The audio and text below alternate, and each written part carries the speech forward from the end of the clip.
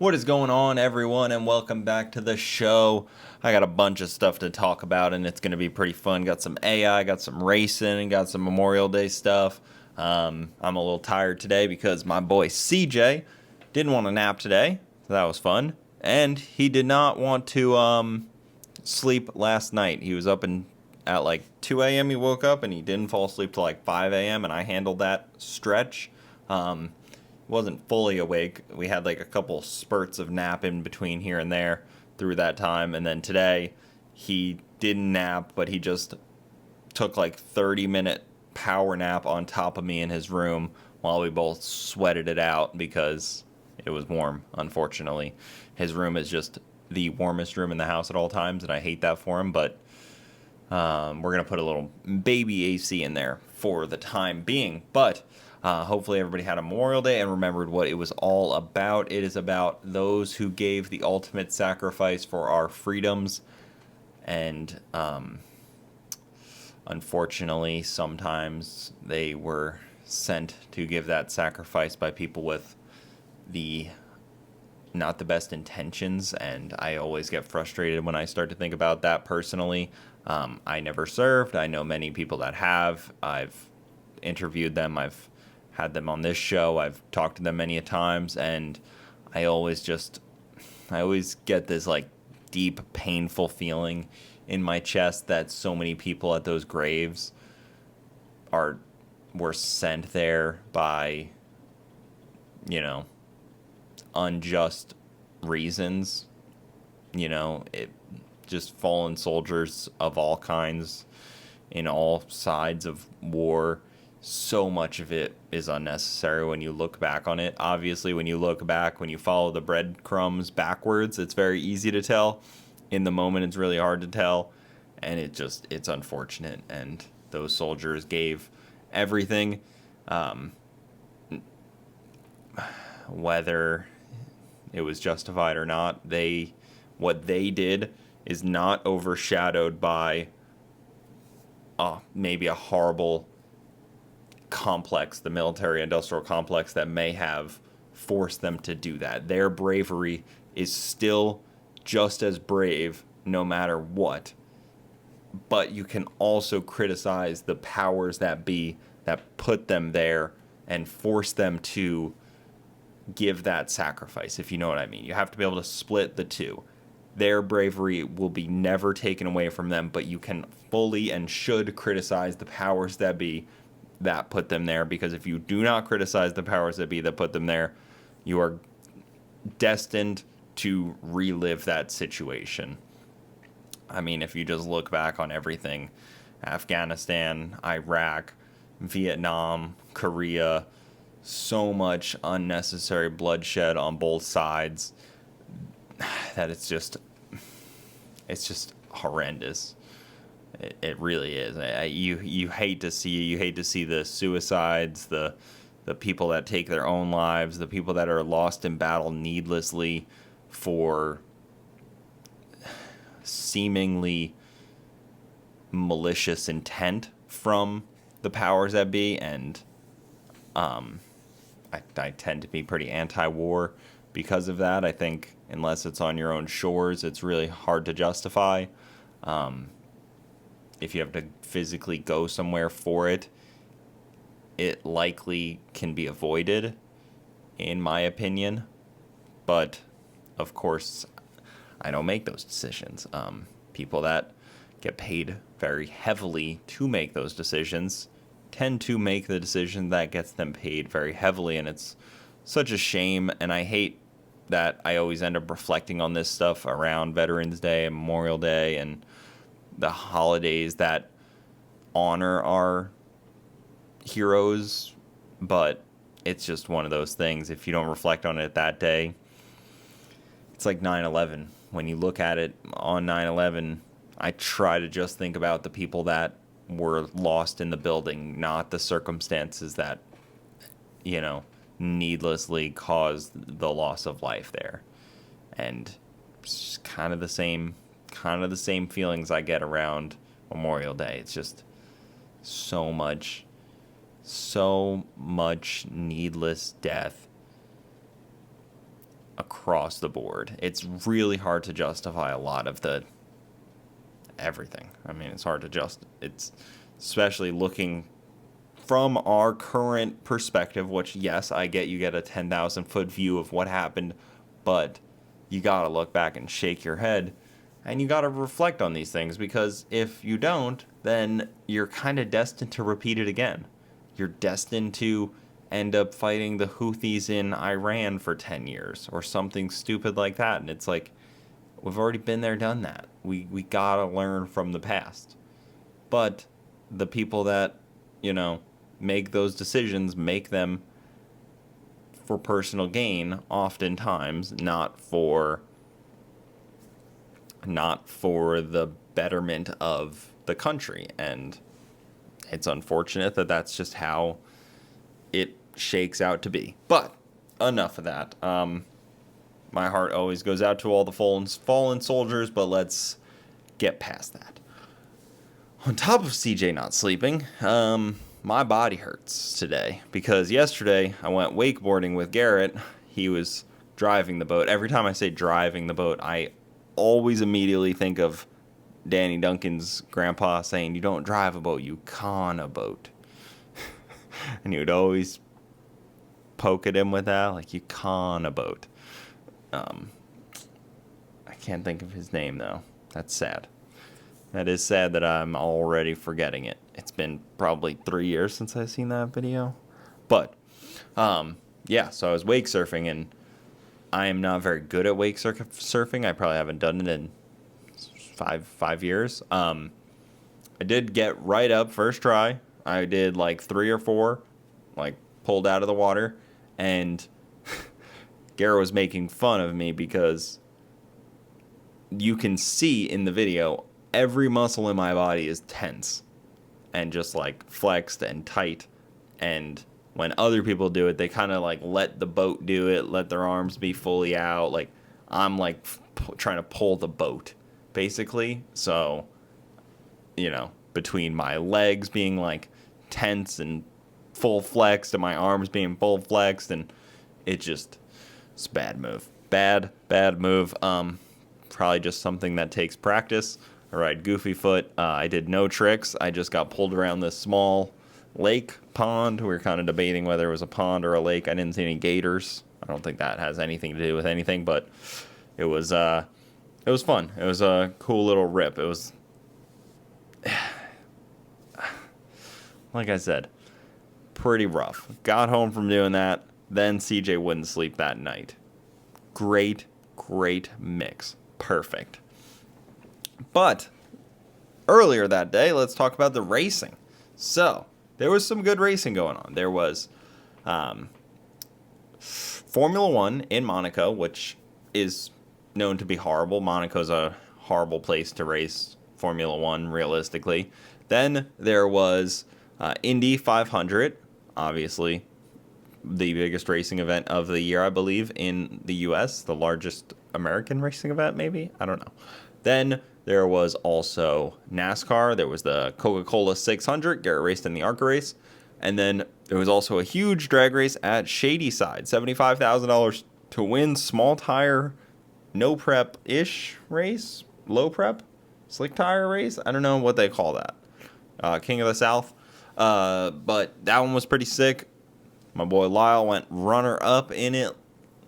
Larry Larson won the deal, and that was a pretty tight race. But you gotta start off by talking about, I guess we could start off by talking about Formula One. So this is obviously for people that didn't watch. I watched the F1 race, and then I watched a bunch of the Indy race, and then I did not watch the NASCAR race because it was on Amazon Prime, and not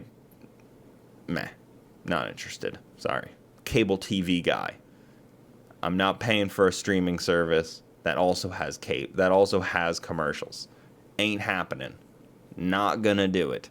I know that's how cable TV works, but that kind of is how cable TV works. The networks do their own thing, and the cable company has their own thing. But when you see a streaming service that you pay monthly for, and then they put the ads in it, no, get out of here. Not freaking doing that. So Did not watch the Coca-Cola race, but I am a huge Max Verstappen fan. It was cool to see him lead a lot of the Formula One race, but because of pit stops and stuff like that, he couldn't win it, basically. If you don't start in the lead, you pretty much can't win, which is kind of lame. It's just like, that's how Monaco is. It basically is the circuit that should be taken off because it's not interesting enough because the cars are too big, so there's no passing. So whoever is on pole position kind of just wins the race. And it's just a place where billionaires and millionaires want to go rub elbows and like kind of sip Chardonnay as the cars go by. And they're like, we were in Monaco this weekend for the Formula One race. Oh, we sponsor a team, or we are part of this. Like, they show Jeff Bezos and like people like that, and it's like, okay, cool, but like, it's not interesting. It's not like, it just doesn't make it good. It'd be like if they played football on the moon just for a fun experience. Like, it doesn't make it good. Didn't they do that where they like played like a football game in Europe or something, in England? And it's like, okay, cool, but it's, I mean, I guess it's still the same game, but this track just doesn't do it. It's literally just for the on-site spectators and wealth. Which, okay, sure. I mean, they pay the bills. Let them live it up. The Formula One watchers don't really care for it. Leave it in there. I guess who cares? I guess. I mean, it's historic. But, again, not that interesting. I don't know. Maybe I'm missing something. Maybe the real F1 fans are like, oh, but it was actually really interesting because of the way that the pit stop works and the stop. And it's like, no, it wasn't. You don't have to lie. You can just be honest. It would have been cooler to see Max Verstappen win. He should. I like that he led the race, but he also slowed down the pace of it because he was on a hard tire. That was pretty funny. It's just a very Max move to be like, well, circumstances laid out like this, I can't win. I'm just gonna slow down the whole pace of the race just because. But then we gotta go to Indy 500. That is a very fast race. And leading into it, Kyle Larson said he is doing the double header, what do they call it? Double duty. And he was racing both Indy 500, and then he was getting on an airplane, a helicopter, to an airplane, to another helicopter, and to Charlotte for the Coca-Cola 600, so that he could race both. And the hope is you race both 1,100 miles, the entire thing. One person has ever successfully done this, and that would be Smoke. He is the only person that's successfully done it, and, Tony Stewart, of course. And he did it, 2002, I think, in the Home Depot cars. Kind of cool. It looked pretty legit. He did both of them. Neither car were wrecked. Unfortunately, Kyle Larson, I think he gave himself some bad omen into this race because he wrecked both cars. He was talking about how he's basically the best racing driver of all time because he's raced and won all of these different facets of racing. But then he went out and wrecked the Indy Car in 180 laps in basically a one-car accident where he ended up taking out two cars. And then he wrecked the NASCAR. He wrecked his Cup car twice. He had a issue in the beginning where he was in the front of the pack, had an issue, ended up in the back of the pack, then ended up wrecking and taking out some more people. Again, I didn't watch it. This is what I saw. Unfortunate. I have nothing against him. A lot of people seem not to like him. Or not a lot of people, but there are some people that don't like him. I don't have any reason not to like anyone. Nobody's done anything personally to me or anyone I know, I guess. So it's pretty interesting to watch, but he could not do the full double duty, because to successfully do it, me and Bronte had this conversation. What do you consider successfully doing the double duty? Both finishing both races or competing in both races? I mean, competing in both is a huge feat in itself, but finishing both races is more important. But anything can happen. Someone can take you out. You have no real control. You don't have like 100% control over that. But I think that is still part of it. You got to actually make it all the way, do all 1,100 miles, and then get to, to really do the double duty. I don't know. Is he the best driver of all time? I don't know. Is Max Verstappen better? Maybe. Is there other drivers that are better, that are more versatile? Like, yeah, Max Verstappen, he is potentially the greatest Formula One driver of all time. But what happens when you put him in a winged sprint car? I don't know. It's probably not that good. Probably take him a while. He'd probably be good if he practiced a lot and like really dove into it, but he probably wouldn't make $60 million a year doing that. What would happen if you put him in a cup car? What would happen if you put him in an Indy car? You know what would happen if you put Kyle Larson in all these cars, because he's done very well. He's won the Chili Bowl. He's won NASCAR races. I believe he's won Indy Car races, podiumed at least. Like, he's versatile. That Max can drive both a go-kart and a Formula One car. But what happens if you put him in something else?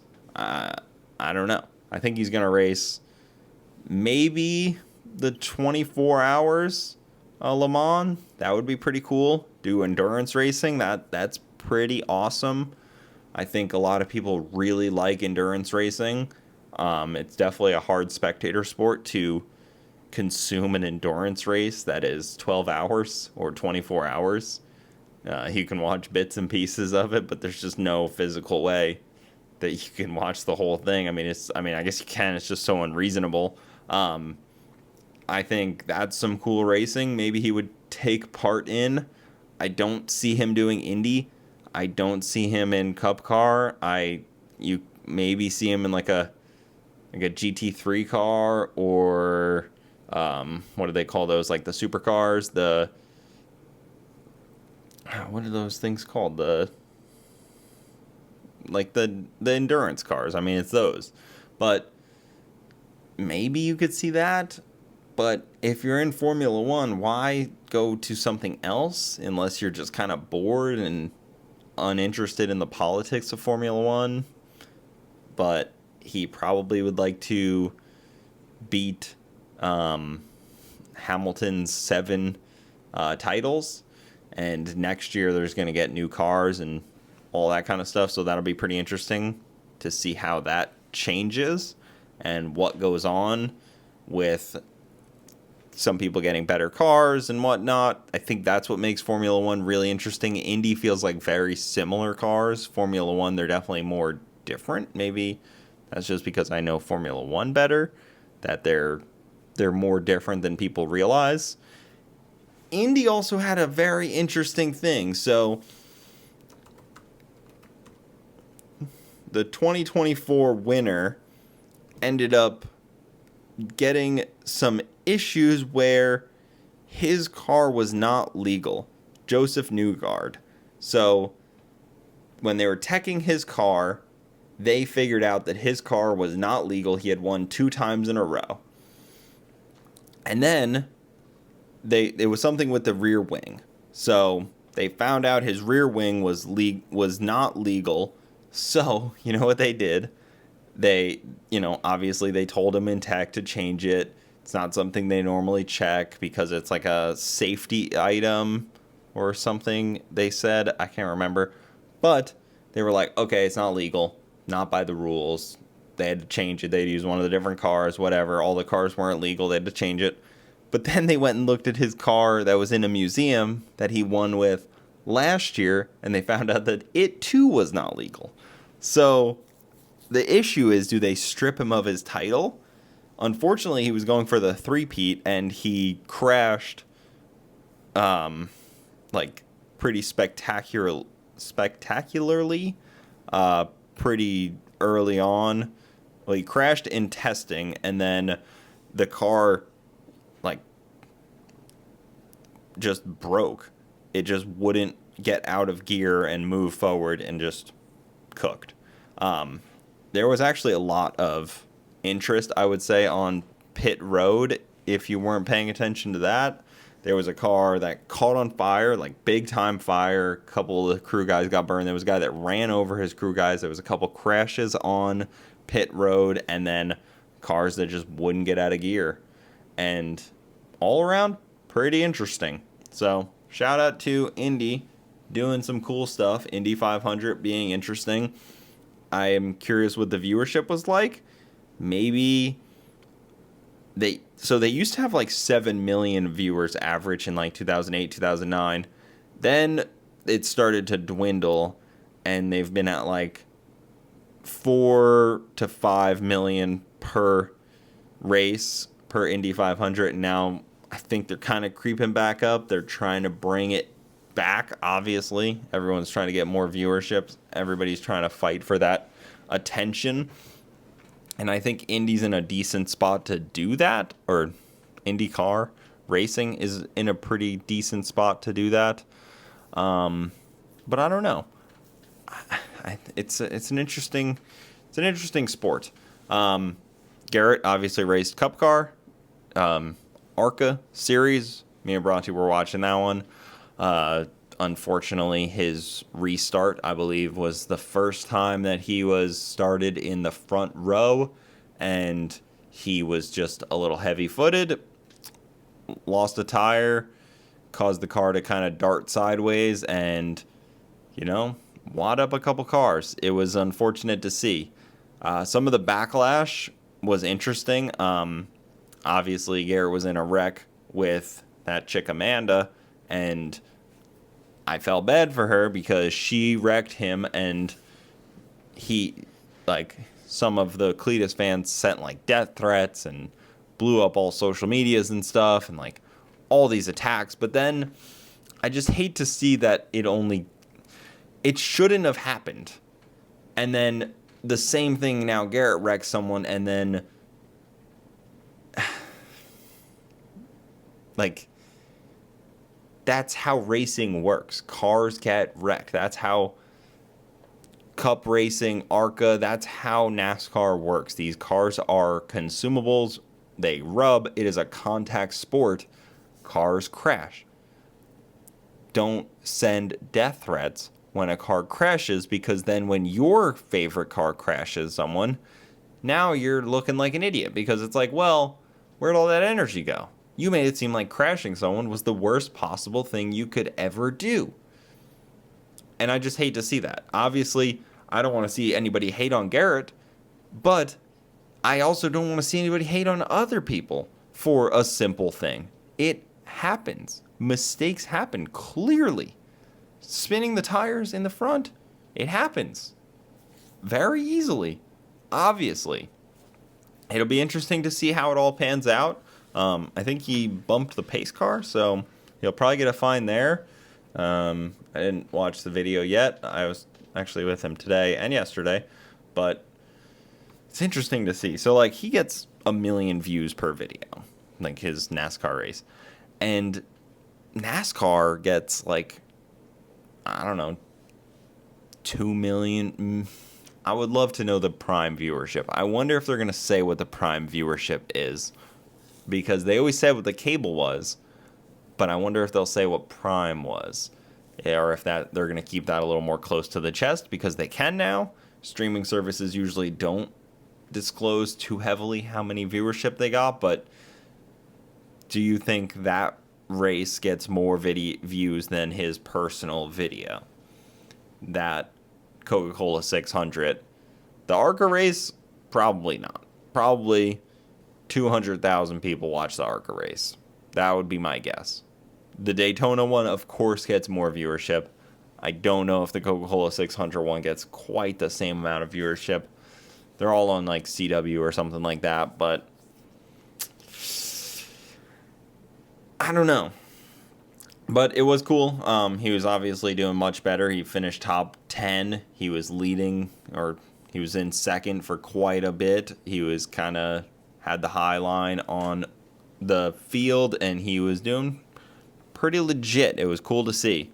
I don't know his next race, but I think he's definitely getting better at the Arca stuff, it seems. I think it's harder than most people would probably understand and give credit to, probably him included, because you're wide open throttle in a, 190 mile an hour. I don't know how much they go on the small tracks, but you're going like 180 miles an hour on a oval, bumping into people and 2 feet off their back the whole time. It's incredibly difficult. And then, of course, all the armchair experts come out and all the armchair quarterbacks come out and say this was wrong, that was wrong, this was wrong. I always see that, and it happens in every sport. The guy on the couch is like, oh, what a bum. Get him out of there. It happens in every sport. People tend to get super sensitive about it, and they, say things like, well, where's your race car? How did you finish? It's like, you could be critical. You can be objectively critical about things. That's how the world works. It's okay. Like, you can just talk about things. People get so sensitive about it. Yeah, you shouldn't. You shouldn't assault someone verbally over the internet. I do it all the time, but, you probably shouldn't. But some people act like just because you weren't actually in the race, you can't say anything. Like, we all saw what happened. Have you never watched ESPN? The sports commentators sit there the whole time and they just go on and on about what they did wrong and right and who they wouldn't pick up, who sucks, who's a bum, who's, who should get cut from the team. That's how sports works. It's the same in racing. I don't know why people get so sensitive. I've had people attack me. It happens. But it's weird that, like, there's this white knight thing that tends to happen of, if you say anything like, well, that was a bad, like you can't be critical because you weren't there. It's like, have you even been there? Have you even been? People can say what they want. Just how it is. Obviously, things went wrong. It happens. You can always do better. Hopefully. I mean, it'd be cool to see him get an Arca win. I think that would be obviously the biggest step. I don't think NASCAR would, I don't know how they work with licensing, but if they give like a license to where you can step up to say like Xfinity or Craftsman trucks or Cup Car, I don't think they do any of that until you really prove yourself in Arca, like podium finishes and top tens and things like that. I think you really have to work your way up. I'm sure they have an expediting process for someone that's bringing in the type of viewership that Garrett's getting, but I don't know. I don't know what's going on the back end. I do know NASCAR is leaning into it heavily, like, as they should. They are posting his in-car live videos. They are doing tons of media with him on it. I think that could end up biting them if they don't use it both ways. Now, Garrett will get the people in the door for NASCAR, but how will NASCAR keep them in the door? Because a passing fan doesn't do that much for them. Yeah, it'll be a short-term gain, and if Garrett, stops racing in NASCAR in the next 2 years, it was a passing fan, and it is what it is. But if they can figure out how to get them in and keep them in, which I think they'll have to elevate other drivers, which is going to hurt them, Yeah, a video with Garrett may get 100,000 views, but yeah, a video with one of the other drivers may get 5,000, 10,000, who knows. It's going to hurt as the social media team, because social media team take photo of thing that get clicks. I've been on a social media team. You don't get to you get molded by the views. You don't really mold the views. It's hard to take the reins of the views when you're on a social media team like this, especially when it's faceless. You're just kind of posting what's going on, and you're just trying to make sure those numbers at the end of the month look the best they can. You don't really have the reins. You're just kind of in the back seat, and it's pretty much impossible for them to take the reins unless they worry less about views and more about growth of the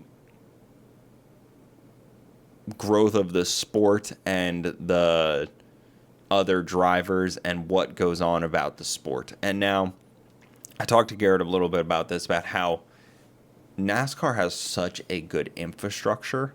They have media teams. They have like every sponsorship under the sun. They have every connection under the sun.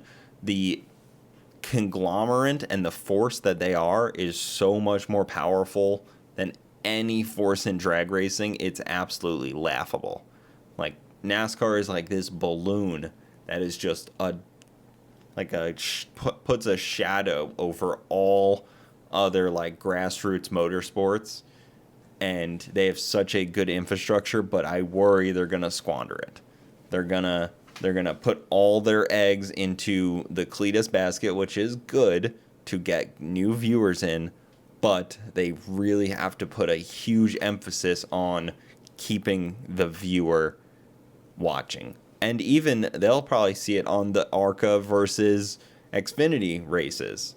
How many people watch Arca versus how many people watch Xfinity? If you can't get them to watch from Arca to Xfinity, you're not even making that little transition. Like, yeah, Cup will always be Cup, but you gotta like transition them. And now I'm not a long-term NASCAR fan. I really am not. But I understand media well enough in 2025 to look at these things and point them out. And it's fun to point them out. It's fun to speculate. It's fun to talk about these things. I'm sure these decisions and these conversations are going on behind closed doors and happening. And like, maybe Garrett's in on them of how they take some of that and what's going on and replicate it into the rest of the field, and maybe use some of the other drivers to build up personal social medias and how they get that to happen. But I also think NASCAR's PR teams and those kind of things and sponsorship packets and the things like that have wiped so much personality out and caused basically a self-censoring fear in some of the drivers that they don't want to say or do anything that isn't right or on brand. So why would you don't want to rock the boat at all, and the best way to rock the boat is to just drive with your blinders on, and then once you're done driving, you stay off the internet, you stay out of the news, you don't get in trouble, you drive the next time. Keep the job. And I get it. But NASCAR used to be way different than that. If you look and listen to some older videos, like I went down the rabbit hole pretty recently of listening to some Tony Stewart stuff and some Dale Jr. stuff when they were kind of going back and forth at some of these races and messing with the journalists and like just harassing the journalists that were just asking dumb questions. That kind of stuff was awesome, and you probably don't see it as much anymore. And if you did, it would probably be like, oh, so-and-so verbally attacks female Asian journalist because she was just doing her job. And it's like, that's not what happened. You know, they would pull that kind of shit. And then you'd probably get like a fine from NASCAR. And I think a lot of people got turned off from NASCAR during like the Bubba Wallace like garage door thing that was so overblown.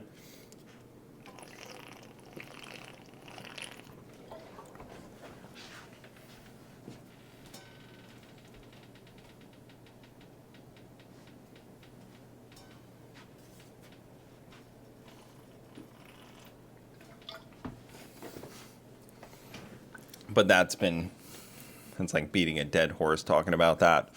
But I don't know. I get more interested in some of these sports on a media side and marketing side of things to see how they all operate.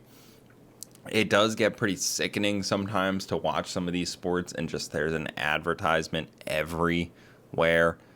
It gets so sickening. I freaking hate it. I wish that there was a way where they can get less ads, less of them. You look at Formula One and you watch the Halo and there's like 6 ads, like 6 different companies on the Halo, 14 different companies on the car. Every time they're driving, there's a company. And it's the same in every sport. The helmets, the jackets, the racing suits, and it's just so sickening. I start to tune out of it because of all that. And I get that's how the sport is funded, but it gets to be so dang excessive at points. I even watch an Indy Car, and it's like they split the screen and put like a small video, and they put the ad up while you're watching the video down here. And imagine like a movie did that. Imagine you're watching like a movie and they just made it smaller and turned down the volume of the movie and then made this ad for, Chili's overpowering the movie, and you're just like, oh, I was watching IMAX Interstellar over here and they just made it, a fifth the size of my TV. And now there's a Chili's ad right at the best part. But I guess it works for racing and like maybe some other sports like basketball or something when you can still kind of watch the action and you don't need to necessarily hear exactly what's going on. But I don't know. That was pretty frustrating to watch. But what do you guys think? Do you guys like any of these sports? I'm genuinely just a drag race fan. I have been for the last 10 years. I tend not to watch any circle track stuff or oval tracks or what would you call it, road course tracks, I guess they call it in NASCAR, circuit tracks. I tend not to watch any of that stuff, but I do actually find me watching it more and more because CJ really enjoys watching it also. He's always enjoyed watching drag racing, but there's so much downtime that it gets tough to watch. I mean, every time I turn on a live feed for drag racing, I'm like, okay, there's nothing going on, and I freaking love drag racing, but I'm like, okay, is anything gonna happen? Okay. I was on an FD kick for a while, but I used to really like watching Chelsea Denofa in FD. I think that his driving style was always so cool to watch that it brought me in watching, but kind of lost interest in that a little bit. I kind of just phased it out. It felt like it was just repetitive at that point after I followed it for 2 seasons pretty decently. I was just like, okay, I got my fill. Maybe that's just how I am. I get my fill of things and I'm like, okay, been there, done that. See you later, bye. But I think some other people are probably feeling the same way about FD, maybe. People starting to check out on FD. Maybe. I don't know. I haven't watched this year pretty much at all. I've watched some clips and stuff. Saw some interesting things. The race, the one of Adam in Atlanta was pretty cool, where there was the double pass. That was a pretty interesting one. But again, it's just kind of like, okay, saw it, been there, done that. I can move along. But what do you guys think? Is that kind of racing really as good as the viewership has always kind of shown it to be? I mean, a lot of people watch these races. Maybe I'm just late to the party. I will die on the hill that F1 is my preferred sport of like non-drag racing. If I was going to watch a non-drag race, it would be F1, and that's my personal choice. I think the cars could be smaller. I think V10s would be cool to have back, but I think how they have them set up right now is pretty peak performance, and I say go for the peak performance. Live it up. If it's not a V10, it's not a V10. If it's not a V12 or a V8, it is what it is. The Indy Car stuff seems cool. It seems like a simpler car Seems like a easy to bash around a little bit more, I guess. The F1 cars, you like sneeze on them wrong, and they're like putting a whole front end back on it because all the carbon just got blown apart just because it's so light, and maybe they made it like that on purpose, light and easy to replace. I don't know. But also, me and the wife, recently announced baby number 2's on the way. Due in November. We got a little girl coming. I don't know how to feel about that. I felt it was going to be a boy. I was pretty confident. I was like, we'll have another boy. It's fine. I already got all this boy stuff. I got all these boy things. I'm a very boy dad. You know, me and CJ every morning about 8 a.m. are playing in the dirt, usually. Or yesterday we were in the pool chasing a frog at 8 a.m. 2 days ago, whenever it was. He tends to be in the pool a lot. I'm trying to teach him how to swim. That's my goal by the end of the summer. I'm trying to teach him ISR, which is like the emergency pool stuff, where like when they fall in the water, they instinctively know how to like float to their back. And that's what we're trying to teach him now. I'm trying to get him understand that if you fall in the pool, you can float up, and how to get to the edge or something like that where he can stand up. That is what I'm working on, and it's not an easy or not stressful thing because you have to like toss a baby underwater basically and hope that they bob back up. There's more to it than that. That's a simplistic way, but I don't know about the girl stuff. Not sure yet. I understand the boy stuff. I understand what's going on there. I've never been a woman. I never really planned to be a woman, but I'm going to be deep into it. I got 2 sisters, so it's not like I grew up with just boys. I have a brother and 2 sisters. But yeah, I don't know. Any girl and boy dads out there have any advice? Anything that you didn't realize about the girl that the boy, and I mean, she'll have an older brother, which is cool. CJ will be just under 2 years old when she's born. It'll be just 2 under 2 for about 2 weeks. maybe 3 weeks, depending on the due date. It could be the same birthday. Who knows? It'll be close.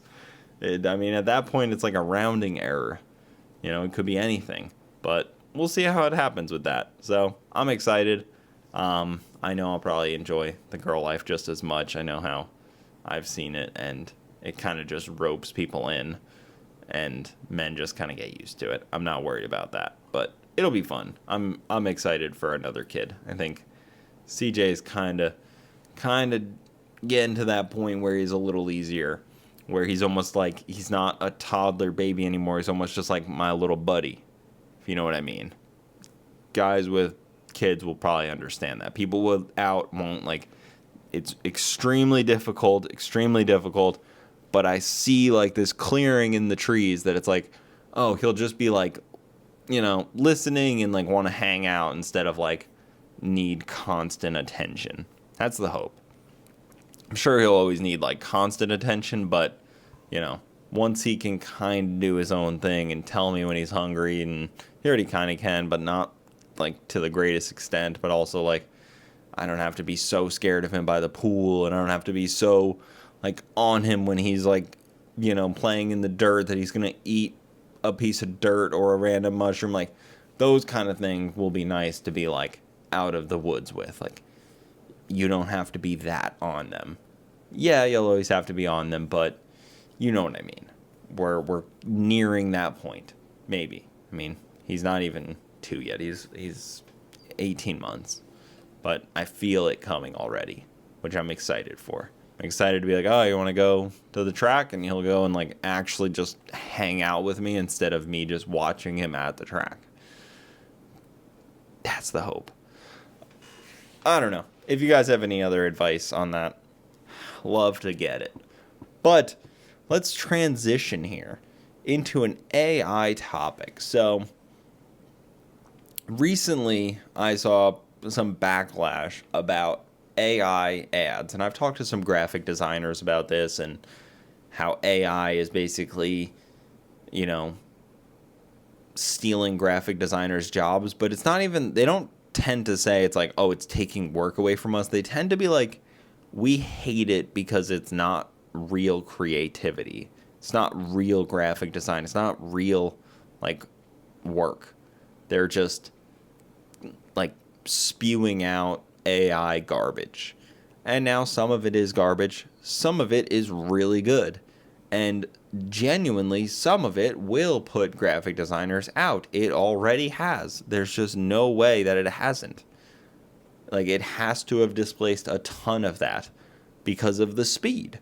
I mean, I know graphic designers. By the time I send one a text, I could have an AI-generated image. That's like 80% of what I was thinking. And in the current landscape, 80% is plenty good for some of these, like, marketing things, because you know how they say, like, the news cycle is like 24 hours? The social media cycle is, like, depending on the app, it's like 2 hours, it feels like. Maybe, like, the social media, like Facebook maybe, is like, I don't know, 6 hours. TikTok, maybe like 3 hours before something's already like irrelevant and gone. It's just that quick. So you got to be on it. And if obviously a graphic designer can't be, they physically cannot be that on it. So what are people going to do? Well, they're going to go to AI. Or the graphic designer is going to go to AI. And I think people will still spend money with a graphic designer if they're using AI or not. And they don't even care if they're using AI. They just don't want to be the one that pulled the trigger on the AI. They want the deniability of it. It's like, oh no, we hired a graphic designer and they sent us that. It's like, yeah, well, your budget was $80 and you needed it in an hour. So yeah, the graphic designer sent you AI back, but they just want the deniability. They just want someone else to do it. Someone else to hit enter. And them just get what they got back. And that's fine. I think apps like Fiverr and like you're seeing Etsy and Pinterest, they're all just AI filled now that you don't even know what's going on. Those apps have just been crushed by AI. And even, what is it, Duolingo is heavy in the news for it too, because everybody was mad that they laid everyone off and just switched to full AI for their app. And they were bragging about it, but then everybody was like, no, we hate this. But they were like, well, we save enough money, we don't care if you hate it. That seemed like pretty much their stance. It's like, well, the savings were enough that you're allowed to hate it. The people that don't hate it won't hate it. The people that do hate it, it is what it is. We saved enough money to offset that. That feels like their stance. And I think everybody over the last 2 years kept doing the same thing about AI. They're like, but it sucks. It sucks. You can tell it sucks. Yeah, until you can't. Like, it just kept slowly evolving until you basically can't tell it's AI anymore. And you're like, oh, I get it. You've already saw that with, like, boomers on Facebook will get fooled by anything. They'll see, like, an orange, like, purple gorilla, and it's, like, in the zoo or something, and they'll share and be like, wow, the Cincinnati Zoo just got a rare orange gorilla with stripes like a tiger. And they'll get like 10,000 of their friends interacting like, wow, Cheryl, I can't believe that's true. You've seen that already. That's nothing new. They've been getting fooled forever. The generation that just, you can't trust everything that you see on the internet is now fooled by everything they see on the internet, which is absolutely hilarious. And I think it is kind of funny to funnel so much bullshit to the internet that it's almost impossible to know what's real, and make everything, make everybody distrust everything, and then suddenly everything is fake. Like, how is CJ, my 1-year-old son in 10 years going to be able to distinguish anything from reality at that point? Because he's living in a AI world from here on out. Everything on the internet, when he's on the internet, will be artificially generated. We're not even going to use the same streaming services. Like, that's how I see it ending, is like, your algorithm is going to be based on what you want. So Netflix, just whatever it is, AI flicks, I'll watch my shows, but they're shows that are catered to me, and then my wife will watch her shows that are catered to her, but those are unique shows. Those shows only existed to serve us. I can't go talk to anyone about this show that I just watched because this show only exists in my reality. It only exists in my feed for my exact liking, based on my exact algorithm. It's not a show that everyone watched. That's how I see it. And then that actually leads to a huge destruction of all pop culture. There will be so much less. If that's how it ends up, I think maybe society might be able to fight back enough with just their desire for real and human, but I think it's slowly slipping away to artificially generated content streams per individual. And like I said, it will completely ruin pop culture and references. You know how, like, you can make a joke right now and it be connected to a TV show that other people may have seen? That's just going to end. It's already ending because people don't watch the same shows. Like, Seinfeld was a great example. Like, when Seinfeld, the last episode aired, I don't know, what was it, like 70 million people watched it? And then the show ended, and all of those people watched it at the same exact time, and then they all left their houses or turned to their spouse or whatever, and they talked about it because they just all watched it. And then at work the next day, your friends watched it, and, you know, in the coffee shop, that person watched it. There's nothing like that. Like, the Super Bowl, maybe, but, like, that's it. Like, these things are becoming so individualized that references and community goes with them, basically. Like, you may not agree that Seinfeld was part of the global or American-based, you know, culture, but it was. And it kind of holds people together, things like that. The only other way that brings people together like that, besides, like, culture and pop culture and specifically, is disaster. I mean, you look at, like, what are the big ones? Pearl Harbor, JFK's assassination, the assassination of Lincoln, maybe, 9/11, COVID, those kind of things. COVID probably did the opposite because of the way that government reacted, but those kind of things probably bring people together and, like, strengthen community. But otherwise, it was like bonding over shared enjoyment of things that is fully fading away. But I think that's also by design.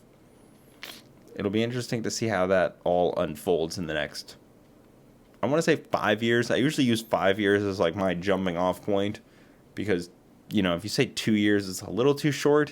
If you say 5 years, you get more of a broad, sweeping thing. But I don't know. That's my thoughts for the night.